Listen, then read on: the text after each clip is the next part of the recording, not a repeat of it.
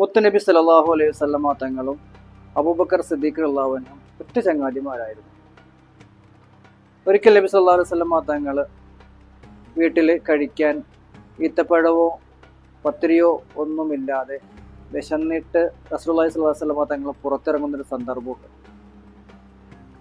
നബി തങ്ങൾ പുറത്തിറങ്ങുമ്പോൾ പുറത്ത് അബൂബക്കർ സിദ്ദീഖ് റളിയല്ലാഹു അൻഹു ഉണ്ട്. അപ്പോൾ സിദ്ദീഖിനോട് നബി സല്ലല്ലാഹു അലൈഹി വസല്ലമ തങ്ങൾ ചോദിക്കുന്നുണ്ട്, അല്ലയോ സിദ്ദീഖെ, എന്താണ് ഇവിടെ നിൽക്കുന്നതെന്ന്. അപ്പോൾ നബി സല്ലല്ലാഹു അലൈഹി വസല്ലമ തങ്ങളോട് അബൂബക്കർ സിദ്ദീഖ് റളിയല്ലാഹു അൻഹു പറഞ്ഞൊരു മറുപടിയുണ്ട്, നബിയെ, അങ്ങയെ എന്ത് കാരണത്താലാണോ വീട്ടിൽ നിന്ന് പുറത്തിറക്കിയത് അത് തന്നെയാണ് എന്നെയും പുറത്തിറങ്ങാൻ പ്രേരിപ്പിച്ചത് എന്ന് അബൂബക്കർ സിദ്ദീഖ് റളിയല്ലാഹു അൻഹു നബി തങ്ങളോട് മറുപടി പറഞ്ഞു. ഇവിടെ വിശപ്പ് കാരണമാണ് രണ്ടുപേരും പുറത്തിറങ്ങിയതെന്നർത്ഥം. പക്ഷേ നമ്മൾ മനസ്സിലാക്കേണ്ടത് ഒന്നുണ്ട്. നബി സല്ലല്ലാഹു അലൈഹി വസല്ലമ തങ്ങളുടെ ഒറ്റ മിത്രമാണ്, ഒറ്റ ചങ്ങാതിയാണ് അബൂബക്കർ സിദ്ദീഖ് റളിയല്ലാഹു അൻഹു.